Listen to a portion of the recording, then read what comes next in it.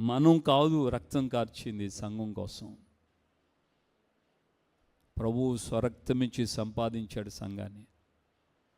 కానీ భయముతో, ఒక తల్లి లాంటి స్వభావంతో, లోపం వచ్చిందంటే, లోపం కనుగొన్నామంటే దాన్ని జ్ఞానయుక్తంగా మనం దాన్ని లోపాన్ని సరిచేయడానికి వ్యక్తిగతంగా వెళ్ళి వాళ్ళతో మాట్లాడి సరిచేయటం వేరు, సంఘంలో చెప్పటం వేరు. తల్లి తన బిడ్డలని పొరపాట్లు చేసినప్పటికీ కూడా తల్లి కోపము ప్రేమతో కూడిందే ఉంటుంది, కానీ ద్వేషంతో కూడినట్లుగా ఉండదు, కక్షతో ఉన్నట్లుగా ఉండదు.